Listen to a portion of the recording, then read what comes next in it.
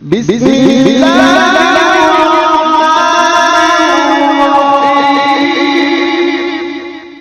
بزرگان محترم، امید ہے آپ حضرات خیریت سے ہوں گے۔ اللہ تعالیٰ آپ کو ہمیشہ خوش و خرم رکھے۔ میں آپ حضرات کے سامنے ایک مختصر سی حدیث لے کر حاضر ہوا ہوں۔ نبی کریم صلی اللہ علیہ وسلم نے ارشاد فرمایا، المسلم من سلم المسلمون من لسانہ و یدہ۔ مسلمان وہ ہے جس کی زبان سے اور ہاتھ سے دوسرے تمام مسلمان محفوظ رہے، اس کے ہاتھ سے بھی دوسرے مسلمان کو کوئی تکلیف نہ پہنچے، اس کی زبان سے بھی کسی کو تکلیف نہ پہنچے۔ ایک مرتبہ نبی کریم صلی اللہ علیہ وسلم نے حضرات صحابہ کرام رضی اللہ عنہم اجمعین سے دریافت فرمایا کہ بتاؤ مفلس کسے کہتے ہیں؟ مفلس کے معنی کیا ہیں؟ صحابہ کرام رضی اللہ عنہم نے عرض کیا، یا رسول اللہ صلی اللہ علیہ وسلم، مفلس تو اس کو کہتے ہیں جس کے پاس دینار و درہم نہ ہو، یعنی جس کے پاس روپیہ پیسہ نہ ہو، جس کے پاس روپیہ پیسہ نہ ہو، دولت نہ ہو، وہ مفلس ہے۔ حضور صلی اللہ علیہ وسلم نے فرمایا، وہ حقیقی مفلس نہیں۔ حقیقی مفلس کون ہے؟ میں تمہیں بتاتا ہوں۔ حقیقی مفلس وہ ہے کہ جب قیامت کے دن اللہ تبارک و تعالیٰ کی بارگاہ میں حاضر ہوا تو نیکیوں سے اس کا میزان عمل کا پلہ بھرا ہوا تھا، بہت سی نیکیاں لے کر آیا تھا، نمازیں پڑھی تھی، روزے رکھے تھے، تسبیحات پڑھی تھی، اللہ کا ذکر کیا تھا، تعلیم کی تھی، تبلیغ میں وقت لگایا تھا، دین کی خدمات انجام دی تھی، بہت ساری نیکیاں اللہ تبارک و تعالیٰ کے دربار میں لے کر آیا تھا۔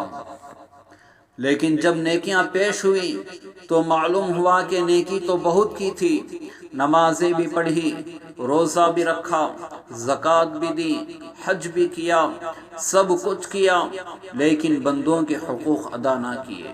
کسی کو مارا، کسی کو برا کہا، کسی کا دل دکھایا، کسی کو تکلیف پہنچائی، کسی کی غیبت کی، کسی کا مال چرایا، کسی کی جان پر حملہ آور ہوا، کسی کا مال کھایا، کسی کی عزت لوٹی، یہ اللہ کے بندوں کے حقوق کو ضائع کیے۔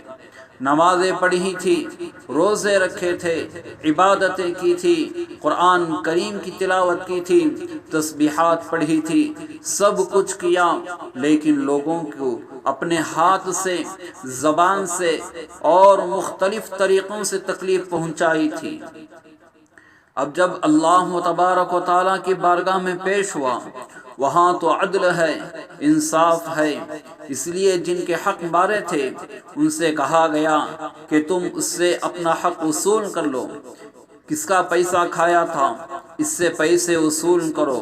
اب وہاں کوئی پیسے تو ہی نہیں، نہ روپیہ ہے، نہ پیسہ ہے، نہ دولت ہے، وہاں دنیا کی سب کرنسیاں ختم ہو چکی، وہ حق کیسے ادا کرے؟ باری تعالیٰ فرمائیں گے، یہاں کا سکہ روپیہ پیسہ نہیں، مال و دولت نہیں، یہاں سکہ تو نیکیوں کا ہے، وہ نیک اعمال ہیں جو اس نے دنیا کے اندر کیے تھے، لہذا اس کے ذریعے تبادلہ ہوگا، بدلہ دیا جائے گا۔ چنانچہ جس کے پیسے کھائے تھے اس سے کہا جائے گا کہ اس کی نیکیاں اس کے نامہ اعمال میں سے لے لو، اس نے بہت ساری نفل نمازیں پڑھی تھی، وہ سب ایک صاحب حق کو مل جائیں گی۔ دوسری نمازیں دوسرے صاحب حق لے گیا، روزے تیسرا صاحب حق لے گیا، حج چوتھا صاحب حق لے گیا، اور جتنے نیک اعمال کیے تھے ایک ایک لوگ آئے لے کر جاتے رہے، یہاں تک کہ ساری نیکیاں ختم ہو جائیں گی۔ وہ جتنا ڈھیر لے کر آیا تھا وہ سارا کا سارا ختم ہو گیا، اب کچھ باقی نہیں۔ کچھ لوگ پھر بھی کھڑے ہوں گے، پروردگار ہمارا حق تو رہ گیا ہے، ہمارے بھی پیسے کھائے تھے، ہمیں بھی برا بھلا کہا، ہماری بھی غیبت کی تھی، اس نے ہمارا مال بھی چرایا تھا، اس سے ہمارا بدلہ دلوائیے۔ لیکن اس کے پاس نیکیوں کا ذخیرہ تو ختم ہو گیا، اب بدلہ کیسے دلوائیں؟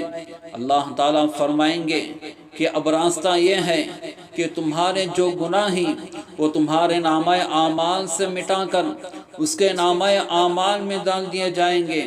تم نے غیبت کی تھی، تم سے وہ گناہ معاف، وہ گناہ اس کو دے دیا جائے گا۔